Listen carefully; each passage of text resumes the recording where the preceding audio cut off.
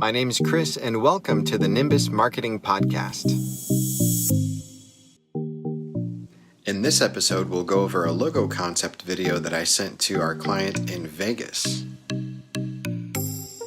Hey there, Blair. This is Chris, just putting together a brief video about the Venture Out logo and how, what it can do, what it should do, obviously relating back to the brand script, and of course the future goals that you have for the business. So I'm just going to talk about a few things here just to give some understanding and reasoning and the why behind the what, so to speak. And hopefully this will give you a clearer picture of where the logo should be going from here. So I want to first call a little bit of attention to something that I go through as a designer through this process. Now I know that at the beginning of the project, and this is very unique, the situation that Venture Out is in, because it started out as Vegas Golden Hikes, and then a name change because of some legal stuff. So I get that, I'm empathetic to it. And so naturally you're going to have a design change, from Vegas Golden Hikes to Venture Out Vegas. And then, we talked about some different things, some goals that you have for the business, that you want it to expand in the future to other cities, other places, to do all sorts of different types of tours, and really just open it up for a lot of other people, which I think is great. And I like working with businesses that have big visions. So what I do, I know that our relationship, our business relationship started out as, I'm contracted to do the website, and, can totally do that. And, the website is up and it's running and it's great and people are booking tours. So that's awesome. When you mentioned to me that you're going to need a new logo and everything, I volunteered to step up to do that because I knew that was going to be so tightly integrated into what you had going on. So I wanted to make sure that it was just, done super right. So this is what I use to go through the design process. First, of course, we get a brand script. Now, we already had a brand script and we had been talking about your business goals already. So I had a pretty good idea as far as where you wanted to go and what your target demographic is, right? The logo, just like any other part of the design, whether it's the website, whether it's, an email or print advertisement or whatever it is, needs to work in service of the customer, right? So your target demographic, your target audience, it has to work in service of them. It has to accomplish those goals. This is, of course, beyond any type of real preference that any one person might have. It's really, what does the demographic, or what speaks to that demographic the most? Because it's them who you need to get to convert into making a sale, right? They have to make the purchase. And so everything is really catered towards the customer. And so I use, of course, the brand script to understand that. And then to design something, I'm going to go and I use these 10 principles for good design, and this is used by very many professional high-end designers in order to make some of the best things out there that we've, been accustomed to today. And I'll show you a couple of those. But, the first thing, good design is innovative. Good design makes a product useful. And of course, in this case, it's not a product, but the product here is the logo. Is the logo actually useful? Is it functional? And of course, it can be. Good design is aesthetic. Good design makes a product understandable. This is probably the biggest one that I use as a graphic designer or a logo designer. Is it understandable, and is it understandable very quickly? It has to be understandable within microseconds, right? Otherwise you lose people. That's why billboard ads just don't really work so much today, other than the fact that people are on their phones while they're driving. They're texting and driving, which is terrible. But, it's just, unless you're in bumper to bumper traffic and you're sitting there staring at the billboard ad as you're crawling, the billboard ad just is not very effective unless it's insanely concise, right? So that's why it's really good for, like, McDonald's is at exit 32, and then you're coming up on exit 32. But other than that, it's very hard to actually convert off of a billboard ad. So anyhow, I could go down a rabbit trail there, but I won't. Good design is unobtrusive, right? It gets out of the way of other things, right? It doesn't really call attention to itself necessarily, unless for what it needs to, right?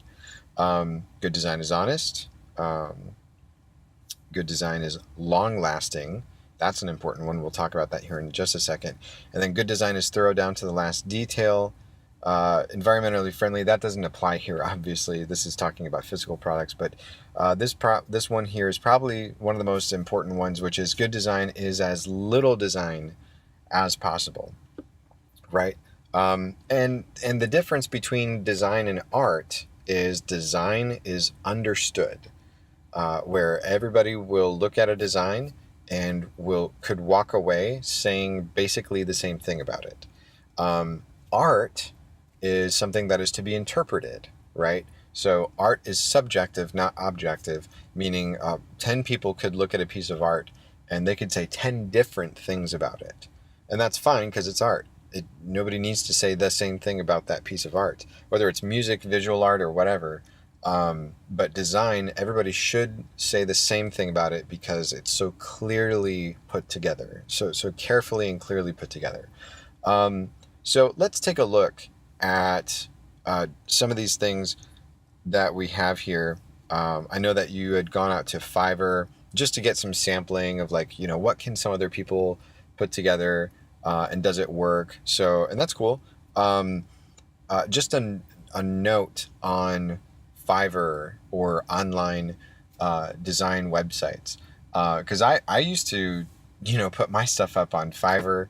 I used to put my stuff up on Upwork, on 99 Designs. I used to be on these websites trying to get design work, and I know some other people who do this as well. Let me tell you, here's the thing with here's the trouble that I have with design websites like that, or freelance websites like that, is that you're going to try and get somebody to do the right work for you. The problem is that if I go out to some of these websites and I look for a programmer, somebody who can write an app, because I don't know how to write an app. I don't know the first thing about writing an app.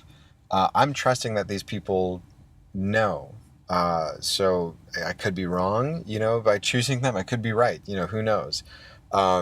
Because everybody who's on that site or one of those sites, they're just trying to make a quick buck, and that's what I did as well. I didn't try to, cheat anybody out of something or do poor quality work. It's just people don't want to pay more than $5, $10, $15 for stuff. They don't think a logo should cost that much. And really, it can cost lots, a very good one can. But these guys are just trying to make a quick buck. So it's more like the Burger King of logo design, where it's like, thank you for coming to Fiverr. How can I take your order? And then you tell them exactly what you want, because they ask you. They're like, please describe what you're looking for.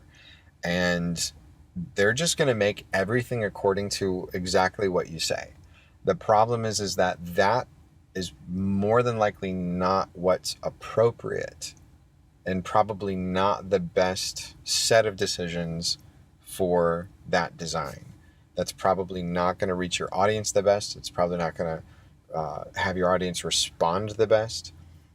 So it's not actually meeting any of these goals according to the brand script and these 10 principles of good design. So then you get people who make something that's exactly as you wanted it or you described it, and they give it to you. You pay them the $5 or $15, and they're on their way, and they are not at all invested into the project as a whole.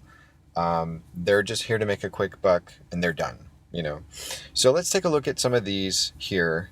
And I got off of those sites, by the way, just because I needed to feel like I could do a better job. And I feel like I can do a better job if I'm not trying to make just $5. So let's take a look at these. These are, very intricate, very detailed. And I'm looking at them very big here because in reality, they're going to be about, yay size is what people really need to be able to discern them at. And it's the one on the right that you can actually tell the lettering the best, the easiest. And I'll get into that here in a second. So we're taking a look here. If you didn't see it up close, it would look like hair or something. It just kind of looks like hair instead of mountains. These very intricate mountains. You can, if you zoom in a lot, you can actually see the hiker with the backpack and the trees. Let's scoot it down here again. You can tell that if you look long enough, you can tell that these are kayaks. The way that they're shadowed and shaded is a little weird. You don't know what's going on down here unless you zoom in, which you can see the cityscape, the skyline of Vegas. Here's the one thing that I really did notice, though. Venture out Vegas, right? Out, obviously being a stop word, just like no or under or before, things that potentially have a negative connotation to them. But it doesn't, it's venture out Vegas. Notice the pause. Instead of venture out Vegas, it's venture out Vegas, right? Because venture out is actually that sort of call to action. You're telling people to venture out, right? You're encouraging them to do that. So it's not venture out Vegas, it's venture out Vegas, right?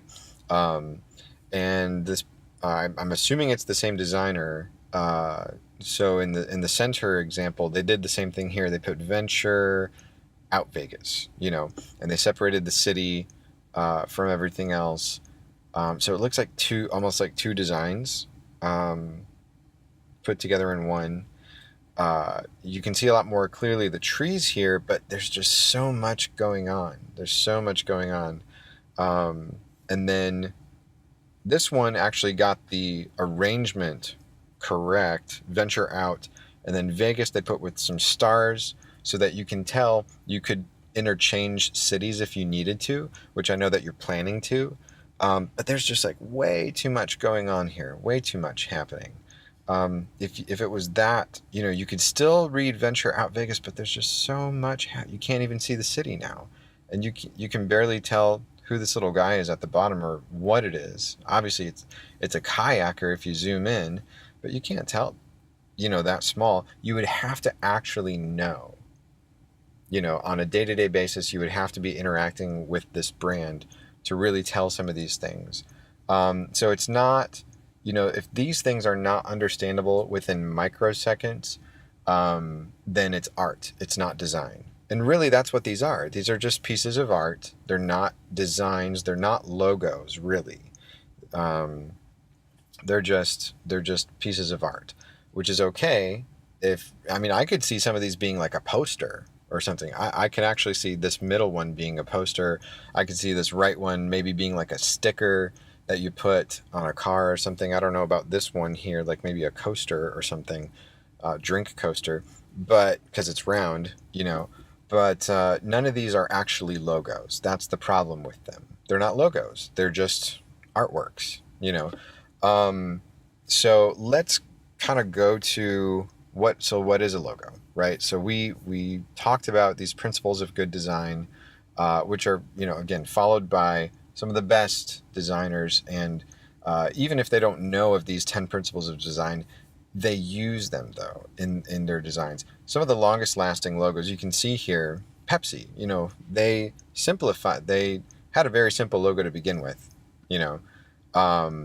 And they simplified it even more just with this here, you know, and lowercase letters, uh, a lot better for their brand.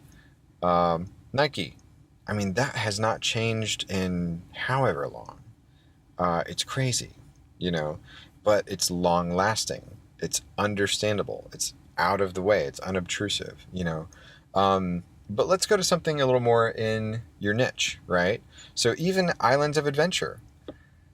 Yeah, there's a globe behind there, but that's not what people are focused on. The biggest thing people are going to notice is two things: the bright yellow compass and the big words, Islands of Adventure. That's all they need to know. And it looks exciting.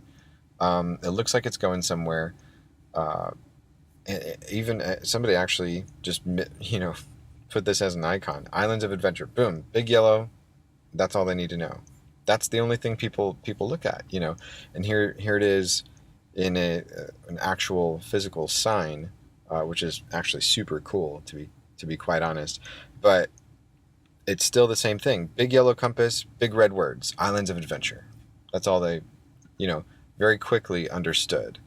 Um, Same thing here. Disney Adventures, right? And they've got this, there's a theme going on here where it starts out big and it kind of curves, or, because everybody's trying to, emulate the fun and the excitement and the adventure of somebody like Indiana Jones, or a character that is very, similar to that. And you can see there's actually two different logos that Disney used, or sometimes uses. So they have this one that's obviously very bombastic, very big, and then there's this one. So you can tell there's a river and there's some mountains, and Adventures by Disney, right? A little more subdued, a little more. It reaches different audiences, but the point is that people they choose this one primarily, right? So there's something there that that people understand about that. So all that to say, these other logos here, these designs do not pass the test of being understandable and understandable quickly, and they don't pass the test of being unobtrusive. There's way too much detail, way too many things going on. And here's the other thing. If you notice, let's go back to some of these. These don't even explain in the logo. It does not explain or demonstrate all of the services and different types of adventures that can be had if you choose, one of these agencies, right? So Universal or Disney, it doesn't matter. They don't explain the services. You can see there's a river, there's some mountains, so it's like, okay, am I gonna go kayaking, or are we gonna go on a boat? What's gonna happen? But that's probably why they didn't really stick with that, and they went with this guy here, Disney Adventures, with the curved logo, because it's just far simpler. It's just supposed to entice the viewer to get people to think about, oh, it's a self-identification. If they feel excited by it, they want to learn more. So it's really just not possible to put all of the services that you offer as images or icons within the logo. And it's not recommended to do that. That is, it's not necessary. It's not recommended. It's going to cause more confusion than clarity. So if the logo itself can have an exciting persona of its own, that has satisfied enough the job that it has to accomplish just to get people interested enough to look more. That's all. That's the entire goal of the logo, is to get people to learn more or to look into it more based on the persona or attitude, so to speak, the personality that the logo has on its own. Right. So, because when let's go to the site actually, because this right here, the video, very exciting. It's engaging. All of the imagery here is just like, whoa, I want to be there. I want to be in the Emerald Caves, or I want to hike Valley of Fire. Obviously this image here, Hoover Dam, so looks like somebody's having fun. Somebody's climbing rocks here. So, and she's walking on a trail. It's all of this self-identification. How do they put themselves into the story? It has to reflect something that's already emotionally inside of them, right? So let's take a look here at this guy, right? So we had actually looked over this a couple times before, and this works really well. This works really well for a couple of reasons. One, it's got a very exciting text, obviously very reminiscent of the Indiana Jones franchise. And then the outward, we've taken a stop word and we've actually kind of softened the blow of the stop word, because out is a stop word, just like we mentioned before, just like no, just like under or before, or lost even. Some people will say, get lost in the beauty of, the Amazon. But there's a better word to use. You could say become immersed, in the beauty of the Amazon.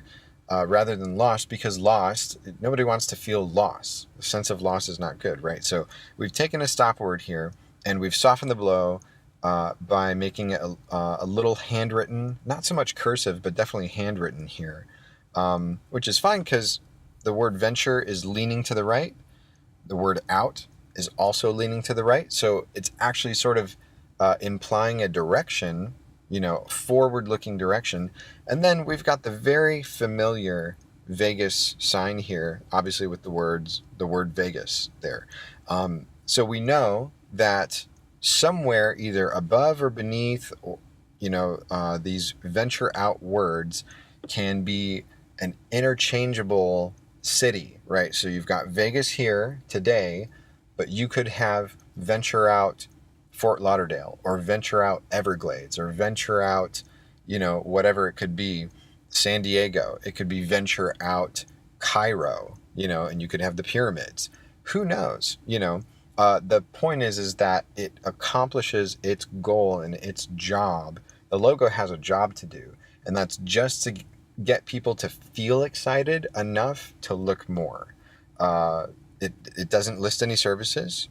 It doesn't list, any of the tours or whatever through icons. It's not cluttered, which is good. It's just enough information to communicate that. So that's usually the process that I go through. And of course, I'll make 2 or 3 designs. And we've gone through those 2 or 3 permutations already. So I think this is a good place to land on the logo. Let me know your thoughts.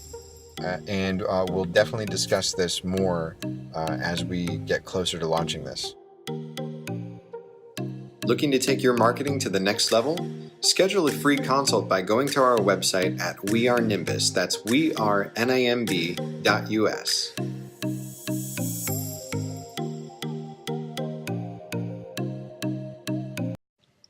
Looking to take your marketing to the next level?